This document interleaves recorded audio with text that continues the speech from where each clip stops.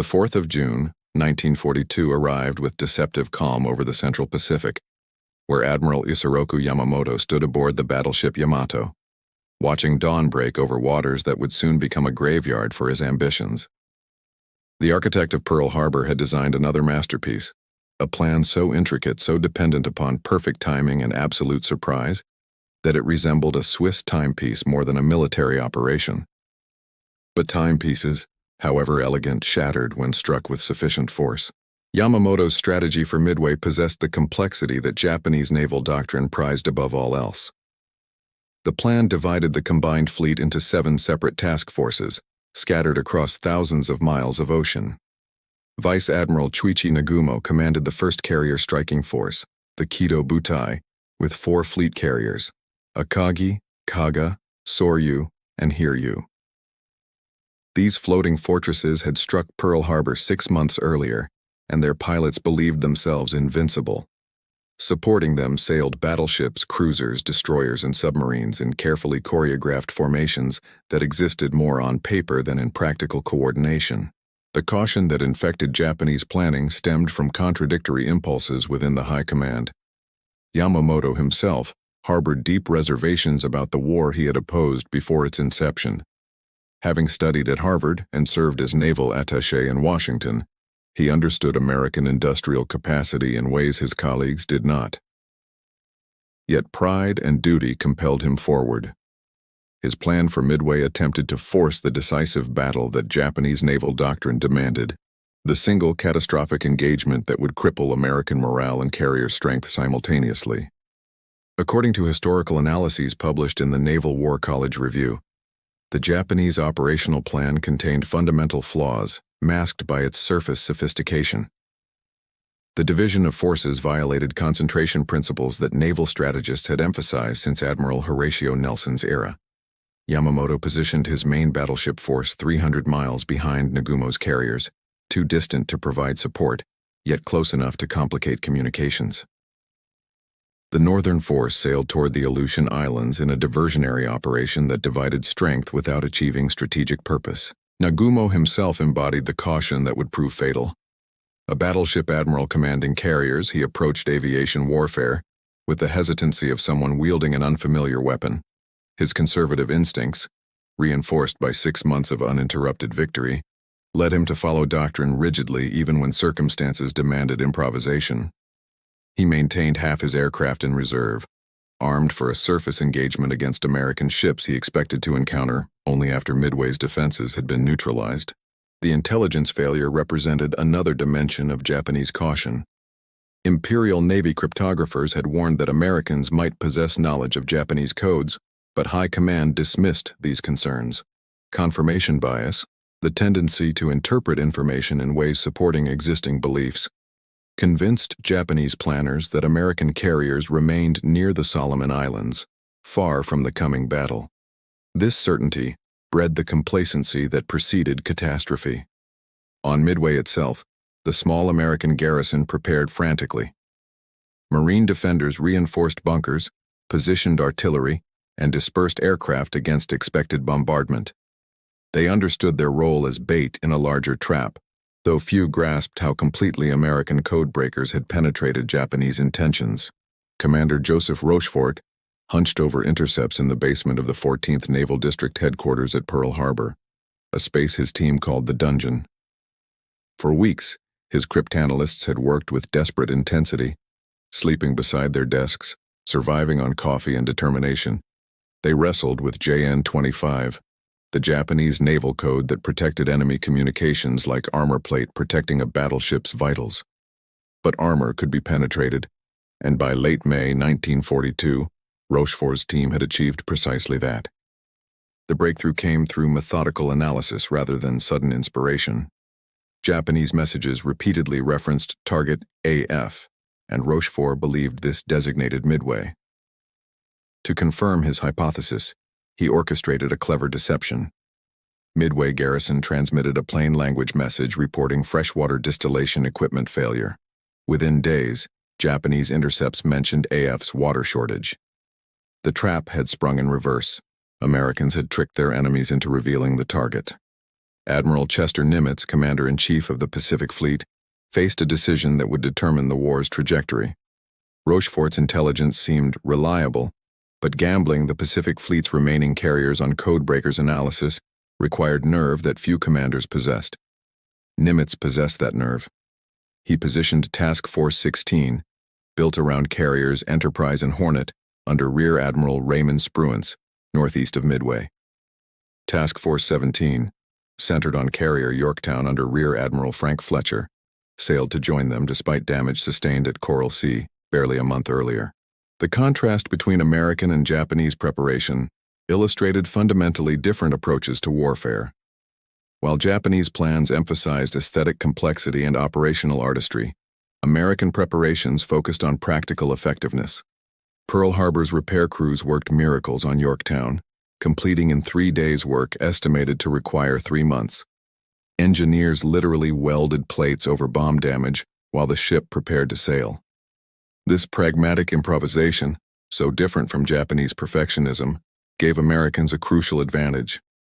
Historical records from the Naval History and Heritage Command reveal how American intelligence superiority transformed strategic calculations. Nimitz knew not merely that Japanese forces approached Midway, but approximately when they would arrive, and from which direction. This knowledge allowed him to position his carriers northeast of the island, perfectly placed to ambush the attackers while remaining beyond their search radius. The hunted had become hunters, though Japanese high command remained oblivious to this role reversal. Spruance, a cruiser admiral suddenly commanding carriers after Vice Admiral William Halsey's hospitalization, brought qualities remarkably suited to the coming battle. Where Nagumo's caution stemmed from unfamiliarity with aviation warfare, Spruance's deliberation reflected strategic calculation. He studied his staff's advice carefully, welcomed contrary opinions, and made decisions with mathematical precision. His chief of staff, Captain Miles Browning, provided aviation expertise while Spruance supplied strategic judgment. The American carriers reached Point Luck, the designated rendezvous northeast of Midway, on the 2nd of June 1942. Fletcher assumed overall command as senior officer, but the arrangement maintained flexibility. Both task forces could operate independently while coordinating attacks. This loose organization contrasted sharply with rigid Japanese command structures where subordinates awaited orders rather than exercising initiative. Weather favored the Americans. A weather front provided concealment while Japanese forces approached under clear skies. Patrol aircraft from Midway searched southwestward, sweeping the ocean where Rochefort's intelligence predicted enemy carriers would appear. Tension aboard American ships built steadily as crews prepared for battle against an enemy who had seemed invincible. The morning of the 4th of June, 1942 began with routine that concealed approaching cataclysm. At 4:30 in the morning, Nagumo launched reconnaissance aircraft from his cruisers and battleships, 7 float planes tasked with searching the ocean northeast of his formation. This search represented standard procedure, yet its execution demonstrated the sloppiness that infected Japanese operations. One cruiser's catapult malfunctioned, delaying its aircraft's launch by 30 minutes. That half-hour delay would prove catastrophic. At the same hour, Nagumo launched his first wave against Midway. 108 aircraft, 36 fighters, 36 dive bombers, and 36 torpedo bombers, led by Lieutenant Joichi Tomonaga. The strike force climbed into pre-dawn darkness, navigation lights winking like fireflies until they achieved altitude and turned eastward. Below them, deck crews prepared a second wave, arming aircraft with torpedoes and armor-piercing bombs for the surface engagement Japanese doctrine anticipated against American ships. Midway's radar detected the incoming raid at 5:53 in the morning, when attackers were 93 miles distant. Air raid sirens wailed across the atoll. Marine fighters scrambled, obsolete Brewster Buffaloes and slightly less obsolete Grumman Wildcats flown by pilots who understood they faced superior opponents. These men bought time with their lives, disrupting Japanese formations without preventing the attack. Tomonaga's bombers struck Midway at 6:30, plastering installations with high explosives while fighters strafed defensive positions. Buildings erupted in flame. Fuel dumps exploded. Marines crouched in bunkers felt the earth shake with each bomb impact. Yet the damage, though spectacular, remained incomplete. Hangars burned, but runways stayed operational. Command facilities survived. Most crucially, American aircraft had already launched, denying Japanese bombers their most valuable targets.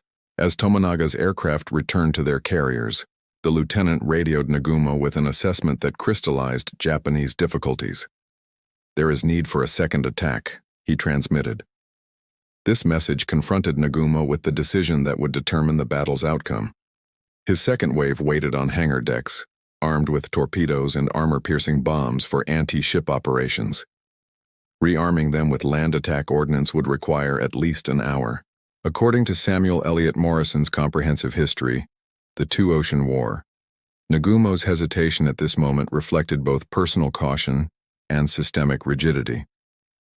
Japanese carrier operations followed elaborate procedures designed for efficiency under ideal conditions, but battle rarely provided ideal conditions. The admiral faced competing demands with insufficient information and no doctrine for resolving contradictions. At 7:15, Nagumo ordered the fateful rearming. Deck crews swarmed over aircraft, removing torpedoes and armor-piercing bombs, wheeling out land attack ordnance. They worked with practiced efficiency, yet the process imposed vulnerability. Bombs and torpedoes littered hangar decks while aviation fuel lines remained connected. The carriers had become floating magazines awaiting a spark. Meanwhile, American forces converged on the Japanese fleet.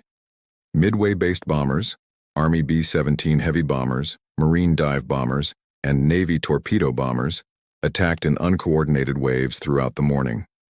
These raids achieved no hits, yet they imposed crucial time pressure on Nagumo. He could not launch his rearmed strike against Midway while American aircraft swarmed his formation. Then at 7:28, the delayed reconnaissance floatplane transmitted a message that shattered Japanese assumptions. Sight what appears to be 10 enemy surface ships bearing 010 degrees, distance 240 miles from Midway. American ships sailed precisely where Japanese intelligence had insisted none could be. The entire operational foundation had dissolved. The message from reconnaissance aircraft transformed Nagumo's situation from complex to impossible. American ships sailing northeast of his position meant the trap had closed around Japanese forces rather than springing against American defenders. Every assumption underlying his mission had been inverted, yet the admiral possessed only fragmentary information. Were carriers among those 10 ships? How many? Their exact composition remained unknown because the reconnaissance pilot's initial report lacked critical details. Nagumo's response demonstrated the paralysis that caution could induce. At 7:45, he ordered rearming suspended. Aircraft that had been stripped of torpedoes and armor-piercing bombs sat idle while crews awaited instructions. The admiral demanded clarification from the reconnaissance aircraft, ascertain ship types, and maintain contact. This reasonable request consumed precious time. Not until 8:09 did the floatplane report, "Enemy is accompanied by what appears to be a carrier." That single word, carrier, transformed speculation into crisis. Nagumo faced competing imperatives that permitted no satisfactory resolution. His aircraft armed for surface attack sat on hangar decks surrounded by bombs and torpedoes removed from their racks. Launching them would require clearing these weapons, a dangerous process under the best circumstances. Yet delaying an attack risked allowing American carriers to strike first. Recovering Tomonaga's Midway strike force added another constraint. Those aircraft, low on fuel and some damaged, would begin arriving within the hour. They needed clear decks for landing. The admiral's chief of staff, Rear Admiral Ryunosuke Kusaka, advocated immediate attack with whatever aircraft could launch quickly. Commander Minoru Genda, the air operations officer who had planned Pearl Harbor, disagreed. Genda argued for recovering the Midway strike force first, then launching a coordinated attack with maximum strength. This debate reflected competing philosophies, immediate response against overwhelming force. Nagumo chose Genda's approach, prioritizing a coordinated strike that would never occur. Accounts preserved by the Naval War College analyze how organizational culture shaped this fatal decision. Japanese naval doctrine emphasized kesse, coordinated operations where forces struck simultaneously with maximum effect. This doctrine had produced stunning victories at Pearl Harbor and across the Pacific, but Kesey required time for preparation and coordination, luxuries that American codebreakers had denied Nagumo. His caution, trained through decades emphasizing coordination over improvisation, prevented the aggressive improvisation circumstances demanded. Between 8:30 and 9:18, American torpedo bombers from Hornet, Enterprise, and Yorktown attacked in 3 separate waves. These obsolete Douglas Devastators, flying low and slow while carrying their weapons, presented perfect targets for Japanese fighters and anti-aircraft fire. The attacks achieved devastating results for the Americans. Of 41 torpedo bombers launched, 35 fell, burning into the Pacific. Their torpedoes, plagued by defective depth settings and contact exploders, scored no hits even when they ran true.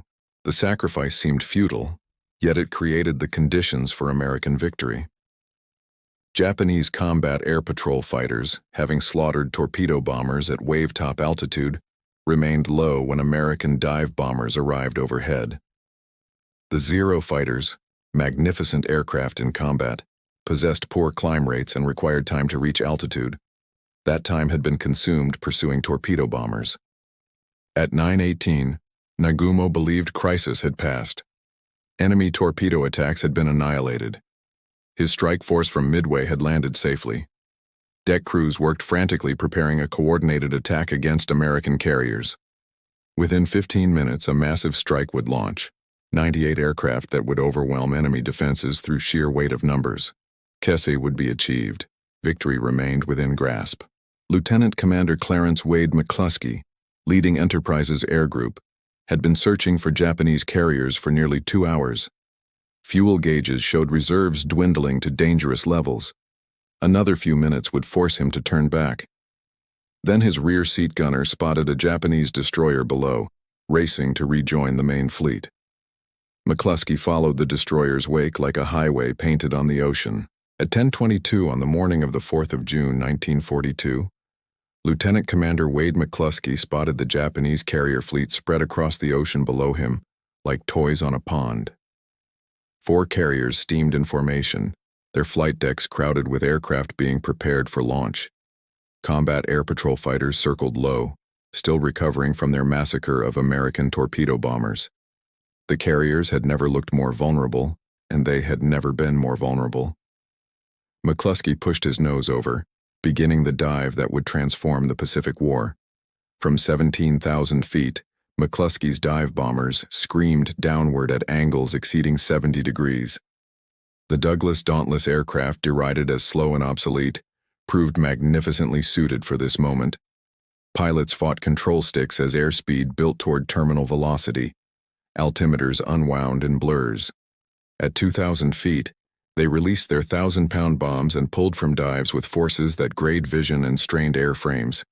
Behind them fell weapons that would redraw the war's trajectory in fire and destruction. The first bomb struck carrier Akagi at 10:26. The explosion penetrated the flight deck and detonated in the upper hangar among aircraft being fueled and armed. Aviation gasoline ignited instantly. Bombs waiting in racks detonated in sympathetic explosions. The carrier transformed from fighting ship to volcano, erupting fire through elevator shafts and ventilators. Captain Taijiro Aoki fought to save his vessel, but damage control parties could not approach fires that generated temperatures exceeding 2,000 degrees. Kaga absorbed 4 bomb hits in rapid succession. One struck near the bridge, killing Captain Jisaku Okada and most senior officers. Another penetrated the flight deck and exploded among torpedoes stacked on the hangar deck. The resulting detonations tore through bulkheads, ignited fuel systems, and overwhelmed firefighting equipment. Within minutes, uncontrollable fires consumed the carrier from within. Simultaneously, dive bombers from Yorktown attacked carrier Soryu. 3 bombs struck within minutes, achieving the same catastrophic results. Aviation fuel and ordnance combined in explosions that ripped through the carrier's vitals. Soryu's captain, Ryusaku Yanagimoto, refused to abandon his vessel even when fires made his position untenable. He went down with his ship, sword in hand, embodying Bushido principles that valued honor above survival. Historical analysis by military scholars, including those at the U.S. Naval Institute, emphasizes how these 5 minutes between 10:22 and 1027 represented the war's true turning point. 3 fleet carriers, veterans of Pearl Harbor, Darwin, and the Indian Ocean raids, had been reduced to burning wrecks. Japan's carefully husbanded carrier strength, developed across 2 decades and irreplaceable given American industrial capacity, had been gutted. The caution that prevented dispersing these vessels and the doctrine demanding their concentration had created the perfect target for American dive bombers. Admiral Nagumo, aboard Akagi when bombs struck, evacuated to light cruiser Nagara as fires consumed his flagship. The admiral who had hesitated throughout the morning now confronted consequences of that hesitation. His deliberation, his adherence to doctrine, his unwillingness to improvise when circumstances demanded flexibility, all had contributed to catastrophe. Yet even in disaster, he demonstrated the stoicism Japanese culture prized. No panic, no recriminations, only calm determination to continue fighting with remaining resources. Carrier Hiryu, positioned further north than her sister carriers, had escaped the initial onslaught. Her captain, Tomeo Kaku, and Rear Admiral Tamon Yamaguchi, commanding the 2nd Carrier Division, immediately launched counterstrikes. At 10:40, 18 dive bombers and 6 fighters departed Hiryu's deck, guided by scout aircraft that had maintained contact with American carriers.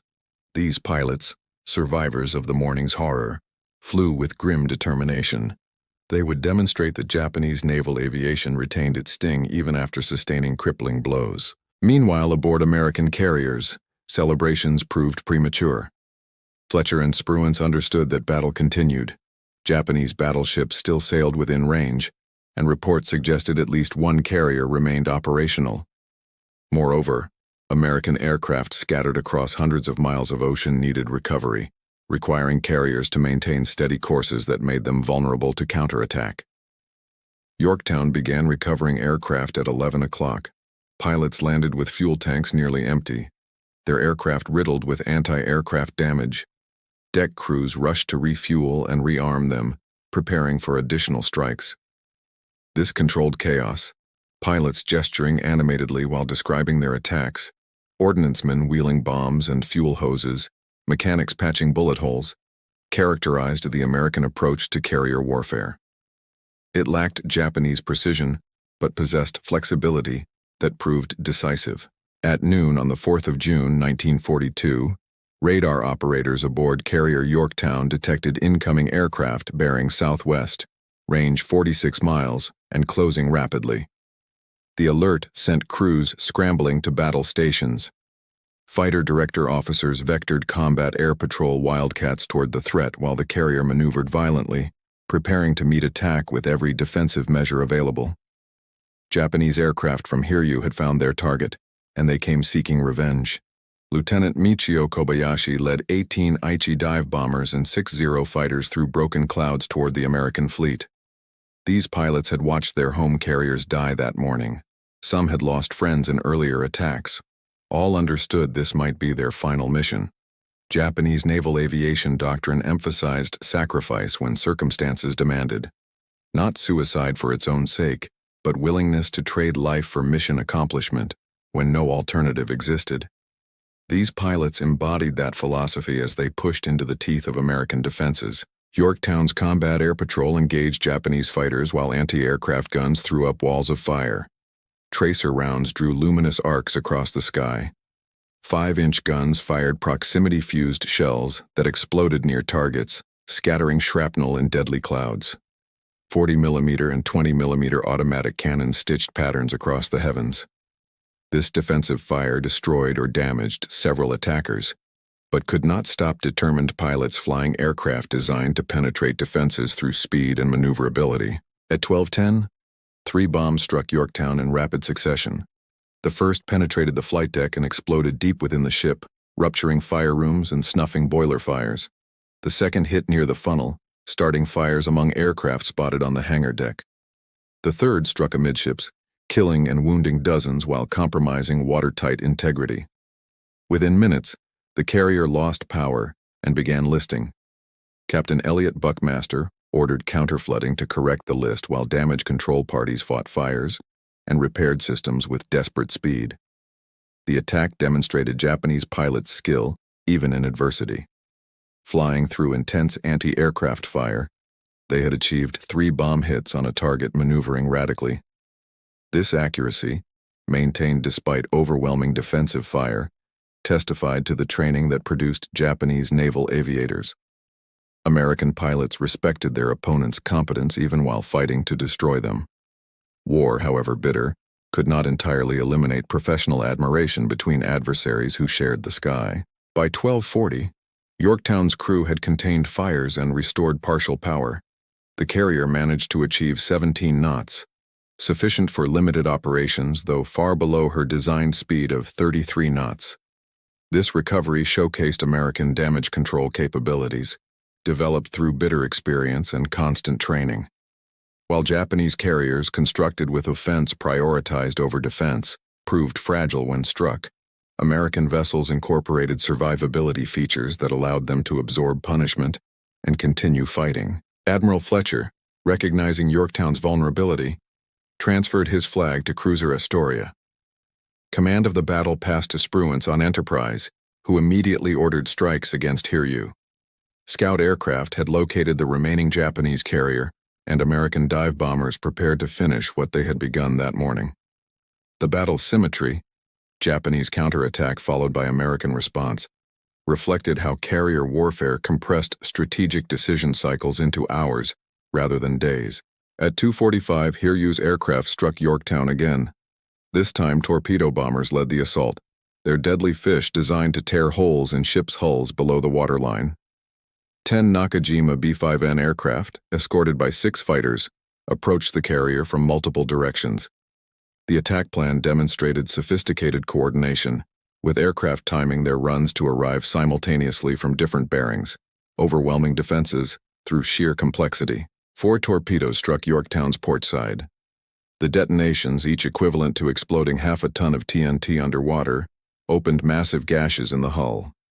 Water flooded compartments faster than damage control parties could counter.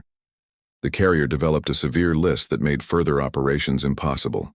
Captain Buckmaster, recognizing his vessel's mortal wounds, ordered abandon ship at 3 o'clock.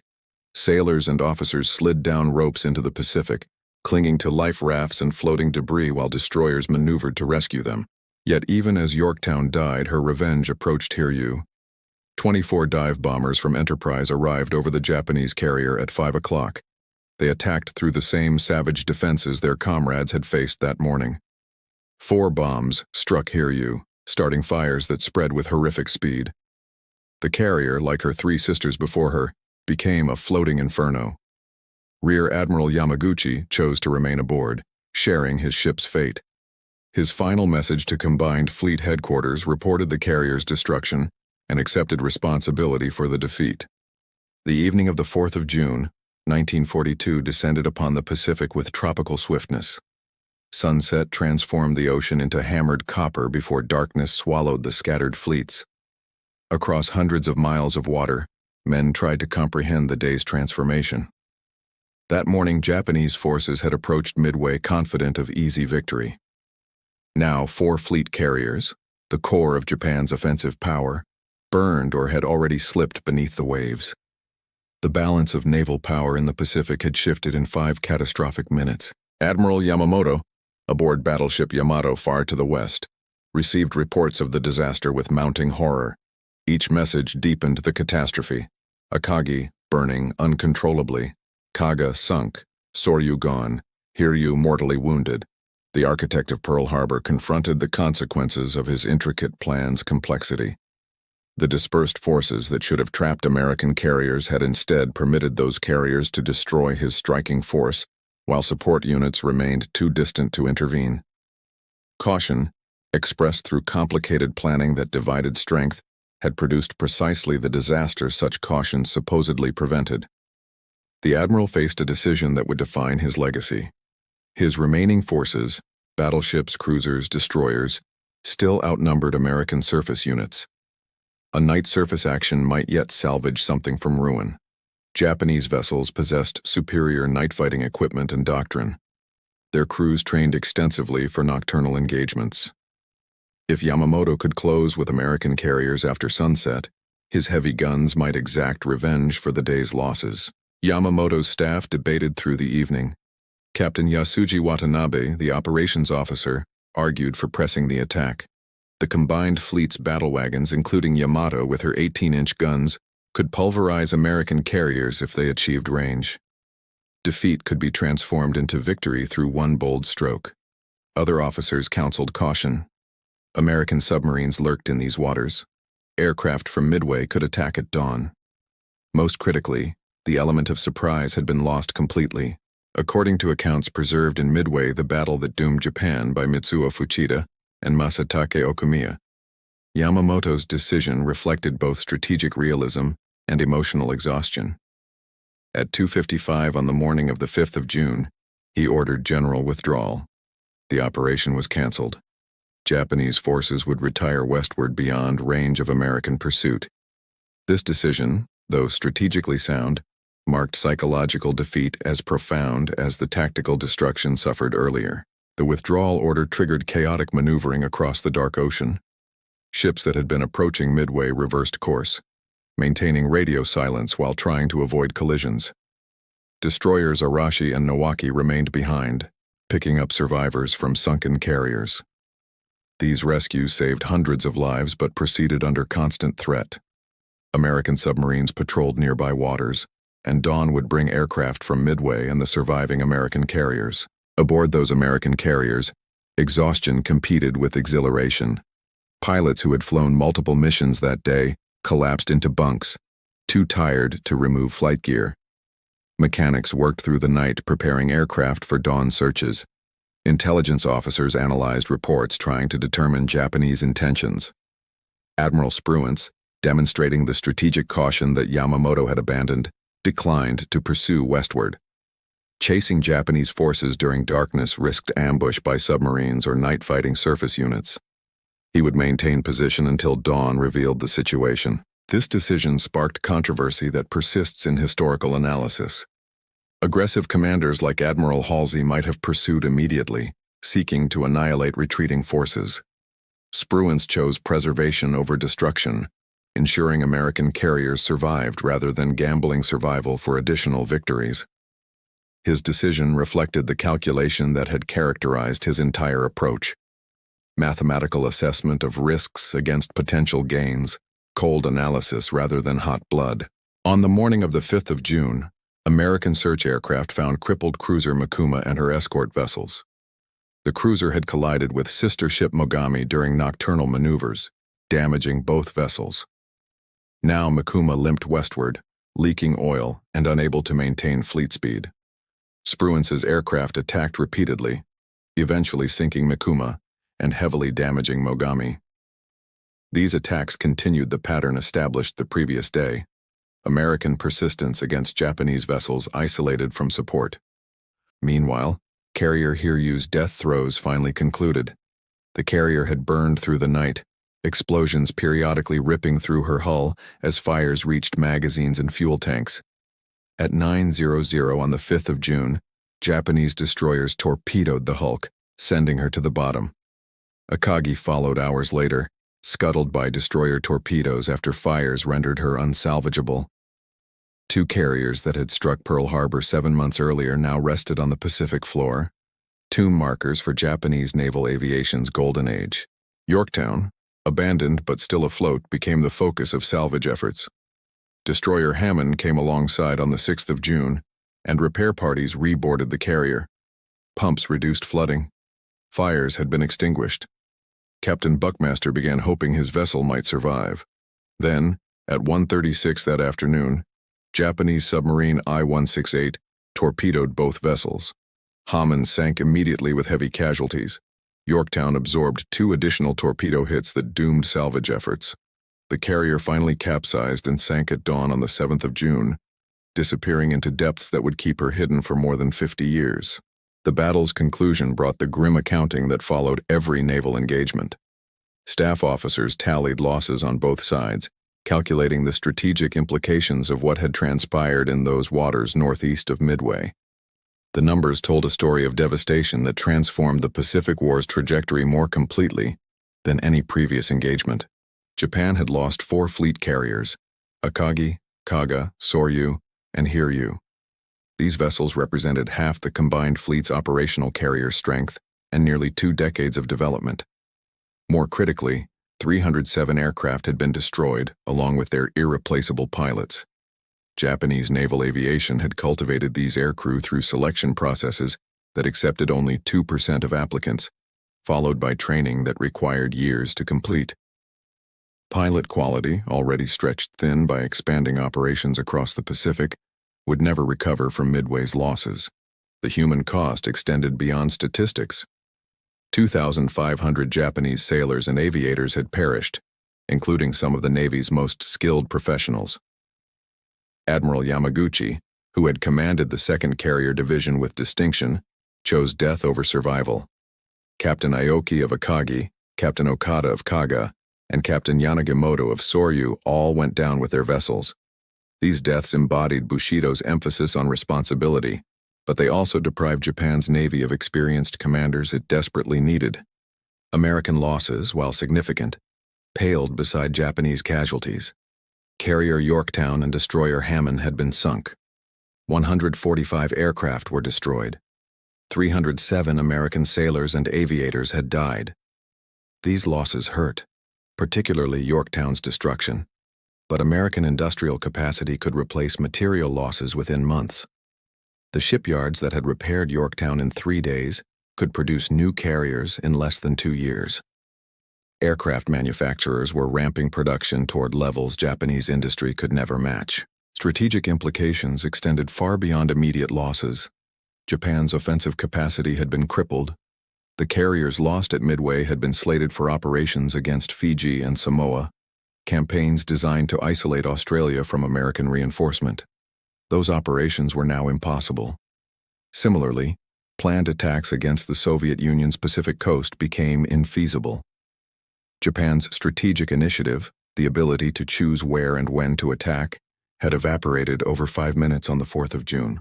Research documented in the Naval War College's historical studies emphasizes how Midway exposed fundamental flaws in Japanese strategic planning. The empire's war economy could not replace losses at rates comparable to American production.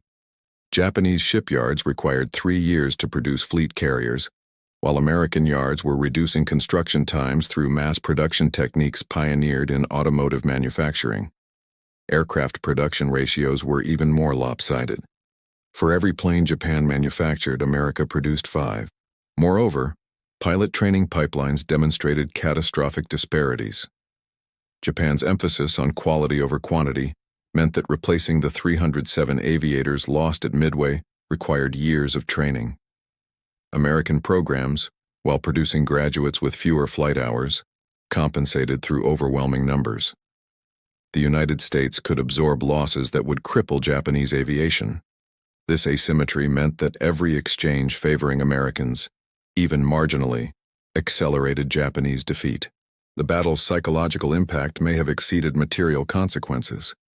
Japanese forces had considered themselves invincible after Pearl Harbor and subsequent victories across the Pacific and Southeast Asia. Midway shattered that confidence. Sailors and aviators who survived the battle carried its trauma forward, undermining the aggressive spirit that had characterized earlier operations. Meanwhile, American forces gained confidence from their victory. The enemy could be beaten. Intelligence and determination could overcome experience and skill. Japanese high command attempted to conceal Midway's extent from the nation. Survivors were isolated, prevented from sharing their experiences. Official announcements minimized losses, claiming the battle as a limited setback rather than catastrophic defeat. This deception worked temporarily, but eventually truth emerged. When it did, the gap between official statements and reality undermined trust in military leadership at precisely the moment that trust was most essential. Admiral Yamamoto bore Midway's weight heavily. The architect of Pearl Harbor had promised a 6-month rampage followed by negotiated peace. Instead, his elaborate plan had produced disaster. He withdrew from public view, becoming increasingly pessimistic about Japan's prospects. Friends reported that he aged visibly, his famous confidence replaced by fatalistic resignation. when American fighters ambushed and killed him over Bougainville in April 1943. Some historians speculated that he welcomed death as release from responsibility for strategic failures he could not remedy. For Admiral Nagumo, Midway marked the beginning of decline. Though retained in carrier command, he never again demonstrated the confidence that had characterized his earlier operations. His hesitation, reasonable given available information, became a subject of bitter debate within Japanese naval circles. Some defended his caution as appropriate given circumstances, others condemned it as fatal timidity. The controversy haunted him until his death by suicide on Saipan in July 1944.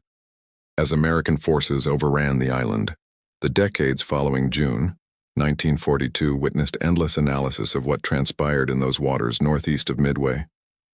Historians, military analysts, and survivors themselves examined the battle from every perspective, seeking to understand how Japan's seemingly unstoppable expansion collapsed so suddenly. The conclusions they reached transformed naval doctrine and strategic thinking across the world's military establishments. First among lessons learned was the decisive importance of intelligence. American codebreakers' penetration of Japanese communications had transformed strategic calculations completely. Admiral Nimitz had positioned his carriers with knowledge of enemy intentions that approached clairvoyance. This intelligence advantage neutralized Japanese numerical superiority and operational experience.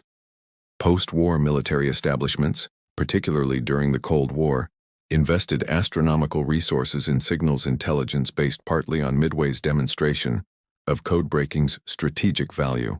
The battle demonstrated that aircraft carriers had replaced battleships as naval warfare's capital ships. Yamamoto's battleships, including the mighty Yamato with her 18-inch guns, never fired a shot in anger during the battle. They steamed uselessly 300 miles behind the carrier action, their impressive firepower irrelevant to the outcome. This obsolescence, already suggested by Pearl Harbor, became undeniable after Midway. Battleship construction ceased worldwide shortly after the war, with resources redirected toward carrier development. Air power's dominance became doctrine's foundation. The battle had been decided entirely by aircraft launched from carriers hundreds of miles apart. Surface vessels never came within gun range of each other. This transformation meant that naval engagements would henceforth be decided by the side that achieved air superiority first. Fighter aircraft, previously considered subordinate to bombers, became recognized as essential for protecting one's own carriers while clearing the way for strikes against enemy vessels. This principle shaped naval aviation development through the jet age and into the 21st century. Midway also revealed the vulnerability that accompanied concentration of forces. Japanese doctrine had emphasized concentrating carriers to maximize striking power, but this concentration created catastrophic vulnerability. 4 carriers steaming in close formation presented a target-rich environment where a few minutes of successful attack could destroy an entire fleet's offensive capability. American doctrine evolved toward dispersing carriers into separate task groups, accepting reduced coordination in exchange for survivability. This dispersion philosophy influenced Cold War naval operations when Soviet submarines threatened American carrier battle groups. The role of damage control emerged as critically important. Yorktown had absorbed bomb hits that would have destroyed Japanese carriers, yet American damage control parties kept her fighting for hours and almost saved her entirely. This survivability resulted from design choices emphasizing compartmentalization, redundant systems, and extensive damage control training. Japanese carriers, designed to maximize offensive capability, lacked these protective features. Their wooden flight decks, unlike American armored ones, provided minimal protection against bomb penetration. Fuel systems lacked proper safeguards against fire. These design deficiencies, combined with inadequate damage control training, meant Japanese carriers died quickly once struck. Leadership styles demonstrated by Spruance and Nagumo became case studies in military education worldwide. Spruance's calculated aggression, striking hard when opportunity presented itself but refusing to gamble unnecessarily, became the model for modern naval commanders. His willingness to delegate tactical decisions while maintaining strategic control allowed subordinates to exercise initiative without losing overall coordination. Nagumo's adherence to doctrine despite changing circumstances illustrated how rigid military thinking could produce disaster when situations demanded improvisation. The battle's broader strategic implications reshaped the Pacific War's trajectory. Before Midway, Japan maintained offensive initiative, choosing where and when to attack. After Midway, that initiative passed to American forces. The Guadalcanal campaign, beginning 2 months after Midway in August 1942, represented the first major American offensive. That campaign's success was possible only because Japanese naval aviation lacked strength to prevent American landings. Every subsequent American advance through the Solomon Islands across the Central Pacific toward the Philippines built upon the advantage gained at Midway. Economic factors highlighted by the battle influenced strategic thinking about total war. Japan's inability to replace carriers and aircraft at rates comparable to American production demonstrated that industrial capacity could be as decisive as tactical brilliance. This realization shaped Cold War military planning, with both superpowers investing heavily in industrial mobilization capabilities. The understanding that modern wars would be won in factories as much as on battlefields drove military-industrial integration that characterized late 20th century defense policy. The battle's coverage in historical literature has been extensive. Gordon Pranga's Miracle at Midway, published in 1982, provided comprehensive analysis based on interviews with survivors from both sides. Jonathan Parshall and Anthony Tully's Shattered Sword, published in 2005, revolutionized understanding by incorporating previously untranslated Japanese sources. These works and dozens of others ensured that Midway's lessons reached new generations of military professionals and historians. Veterans of the battle carried their experiences throughout long lives. Pilots who had flown that morning of the 4th of June, 1942, gathered at reunions decades later, comparing memories that had been seared into consciousness. Japanese survivors, initially reluctant to discuss the defeat, gradually shared their perspectives. These personal accounts humanized statistics, reminding later generations that numbers representing losses embodied individual tragedies. Young men who never returned home, families that mourned across decades, potential unfulfilled by early death. The title's premise, that Japanese high command moved with caution and Midway rewarded it with ruin, captured essential truth about the battle's dynamics. Yamamoto's intricate planning reflected caution expressed as complexity, dividing forces to minimize risk while maximizing flexibility. Nagumo's hesitation throughout the morning of the 4th of June embodied caution as reluctance to deviate from doctrine. Both forms of caution, reasonable in isolation, combined to create the conditions for catastrophic defeat. The concentration of carriers that caution demanded, keeping them together for mutual support, created the vulnerability that American dive bombers exploited. The reluctance to improvise, rooted in caution about departing from proven procedures, prevented Japanese forces from adapting when circumstances invalidated their plans. Conversely, American success resulted partly from aggressive improvisation balanced by strategic prudence. Nimitz gambled the Pacific Fleet's remaining carriers based on intelligence analysis, an aggressive decision. Spruance attacked when opportunity presented itself, then refused to pursue into potential ambush, demonstrating prudent calculation. Fletcher maintained pressure while avoiding unnecessary risks. These commanders combined aggression with judgment in ways that Midway's circumstances rewarded. The battle's memory endures in both nations, though interpreted differently. In America, Midway represents intelligence triumph, individual courage, and technological prowess, combining to achieve victory against experienced opponents. Monuments, museums, and annual commemorations preserve the battle's significance in national consciousness. Films, books, and documentaries ensure successive generations understand Midway's role in preserving American security during desperate times. In Japan, Midway marks the moment when victory became impossible, though fighting continued for 3 more years. The battle represents both tactical defeat and strategic miscalculation, the consequences of underestimating American industrial capacity and overestimating Japan's ability to achieve quick victory. Japanese historical analysis increasingly emphasizes Midway as avoidable disaster resulting from flawed strategy rather than inevitable consequence of American superiority. This interpretation stresses that different decisions, dispersing carriers, improving intelligence security, developing better damage control, might have produced different outcomes. The ocean northeast of Midway holds the battle's physical remnants. 4 Japanese carriers rest on the Pacific floor, their hulls now encrusted with coral and colonized by marine life. Yorktown lies in separate waters, discovered by Robert Ballard's expedition in 1998. These wrecks serve as war graves, protected by international law and respected by both nations. Occasional expeditions document their condition, creating records that preserve details before time and ocean erase all traces.